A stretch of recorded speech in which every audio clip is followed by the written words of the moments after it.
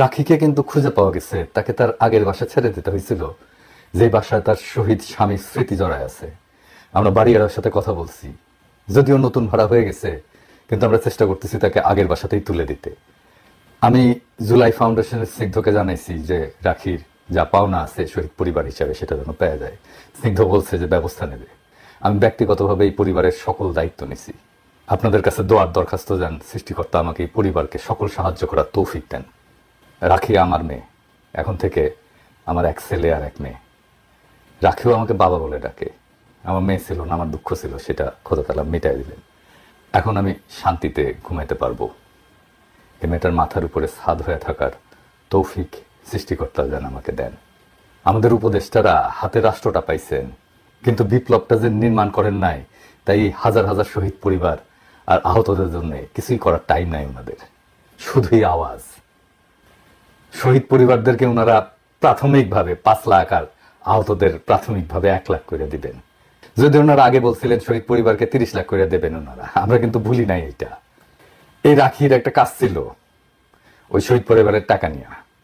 তো সার্জিস জুলাই ফাউন্ডেশনে যাইতে বলছিল, মেয়েটা গেছিল, সার্জিস ছিল না।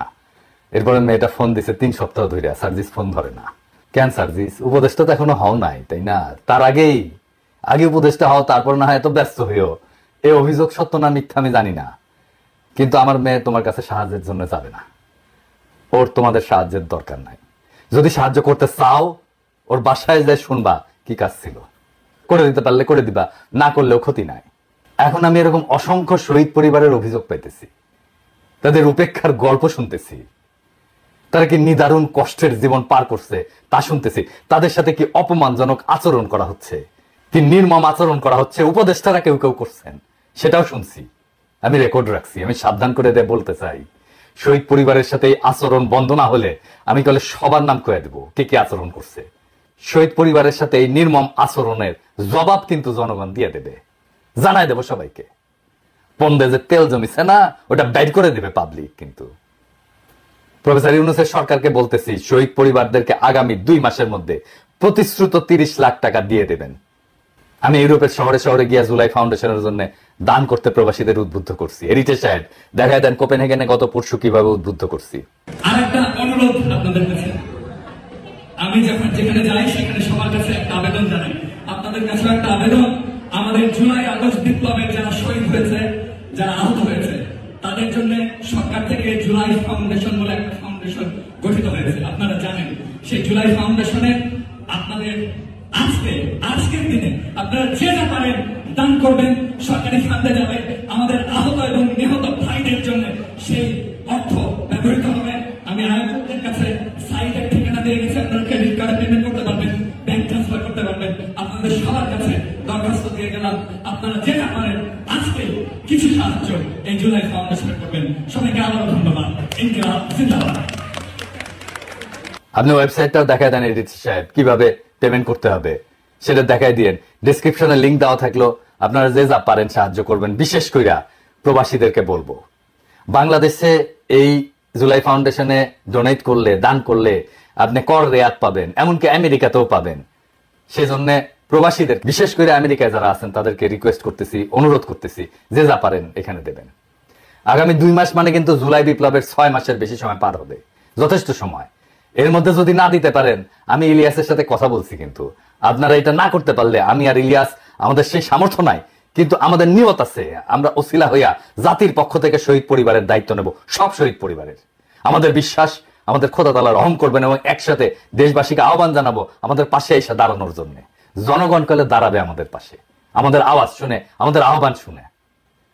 ওইটুকু ভালোবাসা অর্জন করতে পারছি বলে মনে হয়। খোদা তাআলা রহম করবেন যেন আমরা এই কাজে কামিয়াব হইতে পারি। তখন কালে শহীদ পরিবার আপনাদের মুখে ভিক্ষার টাকা ছুঁড়ে ফেলে দিয়ে আসবে। যাই হোক, আজকের আলাপে আসি। আজকের আলাপ নতুন আইডিয়া নিয়ে, যা দিয়া সমাজকে জাগায় তোলা যাবে। আমি এর মধ্যে বেশ কয়েকটা আইডিয়া দিছি। আমি জানি বাস্তবায়ন করবে না, তাও দেয়া বন্ধ করব না। আইডিয়াগুলো এমন কোনো বোমবাস্টিং আইডিয়া ছিল না, যা খুবই বাস্তবায়নযোগ্য ছিল। আপনারা তো দেখছেন, উপদেষ্টারা যদি এগুলা বাস্তবায়ন না করেন, তাহলে কলে পাবলিকে অপদার্থ বলে ট্যাগ দিয়ে দিবে। আমি যে এমনি এমনি কই না, ডায়াপার পরা অপদার্থ উপদেষ্টা মন্ডলী, সেটা যে আসলেই আমি ঠিক কথা কই সেটা পাবলিক বুঝতে যাবে, সেই জন্য আমি দিয়ে যাব পরিকল্পনা। সরকারের উপদেষ্টারা পরিকল্পনাগুলো কাজে লাগান, যা দিচ্ছি কাজ করেন। পরিকল্পনা বাইর করা সহজ না, কিন্তু অনেক চিন্তা ভাবনা করতে হয়। বিনা পয়সায় পাইতেছেন তো, তাই পাত্তা দিতেছেন না। আজকে দেশের জন্য দরকার শত শত out of the box idea. দেশের মানুষের কাজ দরকার, জীবন বদলে দেওয়ার মতো বিষয় দরকার, যা সমাজকে জাগায় তুলবে। এমন পরিকল্পনা নিতে হবে যেন সমাজে এটা একটা সরাসরি প্রভাব পড়ে, কর্মসংস্থান হয়, একে অন্যের সাথে একটা সংযোগ আর সংহতি গড়ে ওঠে। এইভাবেই দেশ ঘুরে দাঁড়াইতে পারবে। কাজে ব্যস্ত হয়ে গেলে সমস্যা দূর হবে। নানা জায়গায় নানা সমস্যা হতেছে, অনৈক্যের দোষ দিচ্ছে, আরে কাজ দিতে হবে তো মানুষকে। মানুষের জীবনে সংকট তো দূর হয় নাই, অনেক অনেক কাজ করতে হবে আমাদের সকলকে। আশা করি আইডিয়া জেনারেশনে আমি আমার কিঞ্চিত দক্ষতার প্রমাণ রাখতে পারছি। আমি তো আইডিয়া দেবই, এটা আমার পেশা, কিন্তু আপনারাও হাত লাগান, আইডিয়া দিয়ে চমকাই দেবেন সবাইকে। আর মাথায় রাখবেন, সরকার খুব বেশি সাহায্য করতে পারবে না টাকা কড়ি দিয়া। আজকে যে আইডিয়াগুলো দিয়ে আলাপ করব, এটা মূলত স্থানীয় সরকার মন্ত্রণালয়, সমাজ কল্যাণ মন্ত্রণালয় এবং পরিবেশ মন্ত্রণালয়ের কাজ। পরিকল্পনায় যাওয়ার আগে কেন এই পরিকল্পনা, আর এই পরিকল্পনা আসলে কি ধরনের কাজ করবে, কোন কোন সমস্যার সমাধান করবে, সেটা আগে বলে নিই। এই পরিকল্পনা গুলা সবগুলা কমিউনিটি এনগেজমেন্ট বাড়াবে, মানে একে অন্যের সাথে সংযোগ, সমাজের সদস্যদের পারস্পরিক সংযোগ বাড়াবে, কর্মসংস্থান করবে, পরিচ্ছন্নতা বাড়াবে, পুষ্টি বাড়াবে, আর কমিউনিটির একটা রিসোর্স জেনারেট করবে। সেই রিসোর্সটা কি আমরা সেটা পরে দেখব। একটা না, কয়েকটা কাজ একসাথে। কে করবে কাজটা? সিটি কর্পোরেশন বা পৌরসভা। পরিকল্পনায় যাওয়ার আগে আমরা দেখে নিই কেন কমিউনিটি এনগেজমেন্ট বাড়ানো দরকার। খেয়াল করলে দেখবেন, আমাদের দেশে সোশ্যাল ইন্টারাকশন বা সামাজিক যে পারস্পরিক যোগাযোগ জায়গা খুব অল্প।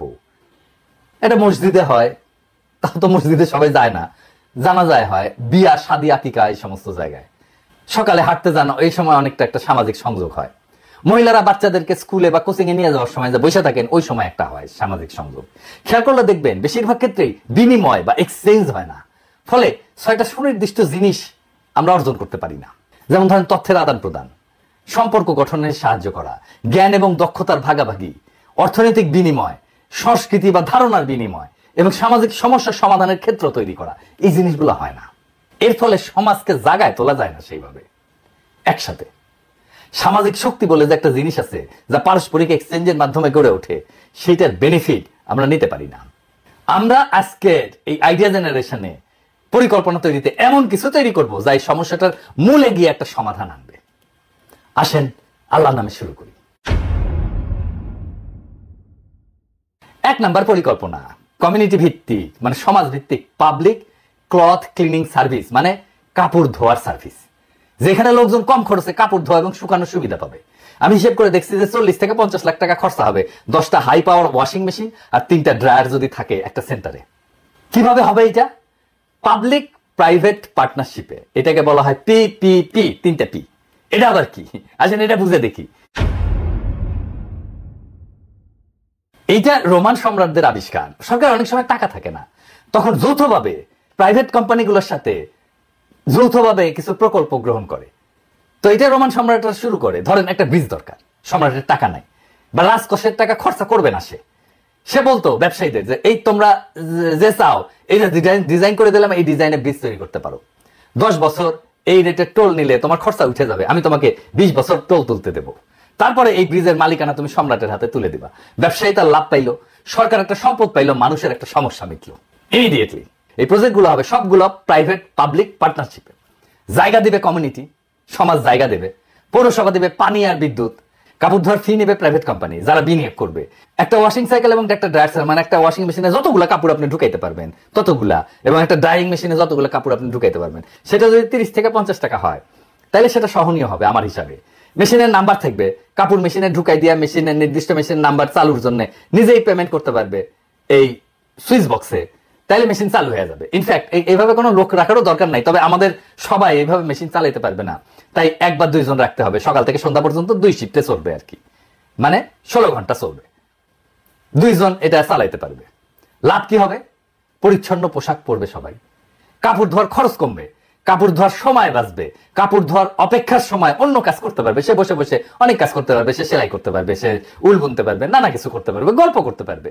এটা একটা কমিউনিটি এনগেজমেন্টের জায়গা হবে, পারস্পরিক যোগাযোগের একটা জায়গা হবে। কাপড়ের স্থায়িত্ব বাড়বে, কিন্তু কাপড় শুকানোর জন্য দড়িটা আনানোর দরকার পড়বে না, স্পেস বাঁচবে, কর্মসংস্থান হবে কিছু লোকের। এইটা পাইলট হিসেবে করা যায় কি ইউনিভার্সিটির হলগুলোতে, কারণ ইউনিভার্সিটি হলগুলো ছাত্রদের টাকা থাকে, ওরা এডুকেটেড, ওরা জানবে মেশিনপত্র কিভাবে চালাইতে হয়, এবং ওদের কাপড় ধোয়ার দরকার পড়ে। তো এটা একটা আলাদা সুবিধা হবে ইউনিভার্সিটি গুলোতে আগে করলে। এই ছেলেমেয়েরা কমিউনিটিতে যায় এই কাজ কিভাবে হয়েছে সেই জ্ঞান কাজে লাগাতে পারবে, ট্রেন করতে পারবে মানুষকে যে এটা এইভাবে ইউজ করতে হয়। আর কি পরিকল্পনা? দ্বিতীয় পরিকল্পনা, কমিউনিটি কিচেন শেয়ারিং সার্ভিস। মানে কমিউনিটির মধ্যে যারা রান্নার জায়গা পায় না বা ছোট খাবারের ব্যবসা করতে চায়, তাদের জন্য শেয়ার্ড কিচেনের ব্যবস্থা। একইভাবে মানে সবাই মিলে শেয়ার করবে এরকম কিছু, একইভাবে জায়গা দেবে কমিউনিটি, ইলেকট্রিসিটি গ্যাস দেবে পৌরসভা, প্রাইভেট পাবলিক পার্টনারশিপে হবে, একেবারে মডার্ন কিচেন হবে, অনেকগুলো চুলা থাকবে, সার কইরা ধোয়ার জায়গা থাকবে, এমনকি বাসনপত্র ধোয়ার জায়গা থাকবে, কিচেন ব্যবহার করা শিখাই দেবে, দলে দলে এসে রান্না করবে, খাবার আর পুষ্টি নিয়ে আলাদা ক্লাসের ব্যবস্থা থাকবে, কুকিং ক্লাস হবে ছাত্রছাত্রীদের জন্য, তারা উৎসব করে রান্না শিখবে এসে দলে বেঁধে। কয়েকটা পরিবার চাইলে একসাথে রান্না করতে পারে, তাতে কিন্তু একসাথে রান্না করলে কিন্তু খরচা কমে, তো বরকত বাড়ে, পুষ্টিকর এবং পরিচ্ছন্ন রান্না হবে, দ্রুত রান্না হবে, খরচা কমবে, কমিউনিটি এনগেজমেন্ট হবে। 3 নাম্বার আইডিয়া, এই যে আমরা যে বর্জ্য তৈরি করি, যেগুলো ফেলাই দিই, এইগুলো খুব গুরুত্বপূর্ণ জিনিস, এগুলো দামি জিনিস, এবং বর্জ্যের মালিক কিন্তু আপনার কমিউনিটি। এই বর্জ্য থেকে বিদ্যুৎ উৎপাদনের আমরা একটা পরিকল্পনা করতে পারি। কমিউনিটির যে কঠিন বর্জ্য, যেমন রান্নার বর্জ্য, জৈব বর্জ্য মানে হাগামতা ইত্যাদি, এবং কিছু অজৈব বর্জ্য, এগুলো থেকে বিদ্যুৎ উৎপাদন করা এবং পরিবেশ বান্ধব কম্পোস্ট সার তৈরি করে একটা সার্কুলার ইকোনমি প্রতিষ্ঠা করতে পারি। মানে আমি বর্জ্য তৈরি করলাম, সেটা দিয়ে আমি বিদ্যুৎ তৈরি করলাম, সেটা দিয়ে কম্পোস্ট সার তৈরি করলাম, মানে একইভাবে ঘুরতে থাকলো, আবার ওইখান থেকে বিদ্যুৎ, আবার ওইখান থেকে বর্জ্য, আবার ওইখান থেকে কম্পোস্ট সার, এটা চলতে থাকবে। এটাকে বলা হয় সার্কুলার ইকোনমি। প্রত্যেকটা বাড়ি, ব্যবসায়িক প্রতিষ্ঠান থেকে বর্জ্য আলাদা কইরা জৈব এবং অজৈব সংগ্রহ করা হবে, কাঁচ, প্লাস্টিক এবং ধাতু এগুলো পুনর্ব্যবহারের জন্য আলাদা করা হবে, রিসাইকেল করার জন্য। একটা বায়োগ্যাস প্ল্যান্ট থাকবে, জৈব বর্জ্য দিয়ে বায়োগ্যাস তৈরি হবে। আর একটা কম্পোস্টিং ইউনিট থাকবে, মানে যেখানে সার তৈরি হবে, জৈব সার। বায়োগ্যাস উৎপাদনের পরে যে স্লারি বলে, যেটা থেকে যায়, সেটা দিয়ে উন্নত মানের কম্পোস্ট সার তৈরি করা যাবে। তো এই কমিউনিটিতে যে ঘর বাড়ি আছে, স্ট্রিট লাইট আছে, ওইগুলা ওই বিদ্যুৎ দিয়ে সরবরাহ করা যাবে মাইক্রোগ্রিডে। এই প্রকল্প থেকে সম্ভাব্য বিদ্যুৎ উৎপাদন কত হইতে পারে আমি একটা হিসাব করছি। হিসাবটা হয়তো একটু ভুলভাল থাকতে পারে, বাট একটা ধারণা নেওয়ার জন্য আমি হিসাব করছি আর কি। আসেন হিসাবটা দেখি। ধরেন একটা কমিউনিটি যদি আমরা ধরি 500 পরিবারের, প্রত্যেক দিন 1 টন জৈব বর্জ্য উৎপাদন করে। 1 টন জৈব বর্জ্য থেকে বায়োগ্যাস উৎপাদন হয় 100 cubic metre. 100 cubic metre biogas থেকে প্রায় 200 কিলোওয়াট প্রত্যেক ঘন্টায় তৈরি হতে পারে। 500 পরিবার দৈনিক বিদ্যুতের চাহিদা গড়ে পার ঘন্টায় 250 কিলোওয়াট হইলে 80% চাহিদা পূরণ করা সম্ভব এই বায়োগ্যাস দিয়ে। সে যেটা হাঁকবে মুদবে সেটা দিয়েই বিদ্যুৎ উৎপাদন করা যাবে 80%। কর্মসংস্থান হবে, যেমন ধরেন বর্জ্য সংগ্রহ এবং পৃথকীকরণে 10 থেকে 15 জন লাগাইতে পারবো, বায়োগ্যাস প্ল্যান্ট পরিচালনায় 5 থেকে 7 জন, কম্পোস্টিং ইউনিটে 3 থেকে 5 জন, মার্কেটিং এবং প্রশাসনিক কাজে, অ্যাডমিনিস্ট্রেটিভ কাজে 5 থেকে 8 জন, মোট কর্মসংস্থান হবে 20 থেকে 30 জন। মানে একটা কমিউনিটিতে 500 পরিবারের 20-30 জনকে আমি চাকরি দিয়ে দিতে পারবো এই প্রকল্পে। আর এই যে বায়োগ্যাস প্ল্যান্ট, এইখান থেকে প্রত্যেক দিন গড়ে 0.5 টন জৈব স্লারি পাওয়া যাবে। এই স্লারিকে প্রক্রিয়াজাত করে প্রত্যেক মাসে 15 টন কম্পোস্ট সার উৎপাদন করা যাবে। প্রচুর দাম কিন্তু 15 টন সার, কম্পোস্ট সার, জৈব সার। স্থানীয় কৃষিখাতের জন্য এটা সার বিক্রি করা যাবে, এবং দেখা যাবে যে বাকি 20% বিদ্যুৎ, এই 20% বিদ্যুৎ এই জৈব সারের খরচ থেকে চলে আসবে, আর কিছু আলাদা থাকবে, এক্সট্রা থেকে যাবে টাকা পয়সা। এতে কি সুবিধা? একটা বর্জ্য ব্যবস্থাপনার উন্নতি হবে, জমির নিচে বর্জ্য জমার হার কমবে, এবং এই যে গ্রিন হাউস গ্যাস যেটা বাইরে তাপমাত্রা বাইরে যাইতেছে পৃথিবীর, সেটা নিঃসরণ কমবে। স্থানীয়ভাবে বিদ্যুৎ উৎপাদন হবে পুরাটাই, কম্পোস্ট সারের মাধ্যমে অতিরিক্ত আয় হবে। এই কমিউনিটি আসলে বিদ্যুৎ খরচা লাগবেই না, কারণ ওই যে বললাম যে বাকি 20% বিদ্যুতের চাহিদা কম্পোস্ট বেসে করা যাবে। কর্মসংস্থান হবে, কমিউনিটির মধ্যে বর্জ্য ব্যবস্থাপনার একটা সচেতনতা হবে। এই প্রকল্প জাতিসংঘের সাহায্য পাবে, কারণ এইটা এসডিজি গোলের সাথে সংযোগ আছে। জানেন তো, জাতিসংঘের একটা টেকসই উন্নয়নের লক্ষ্যমাত্রা আছে, যা সব দেশ অর্জন করার জন্য কাজ করতেছে। সেই লক্ষ্য পূরণ করবে। আরেকটু বুঝে নিই এটা আসলে কি। এইটা জাতিসংঘ 17টা টেকসই উন্নয়নের লক্ষ্য নিচ্ছে 2015 সালে, এবং 2030 সালের মধ্যে এইটা অর্জনের পরিকল্পনা করেছে। আমাদের হাতে মাত্র 5 বছর সময় আছে।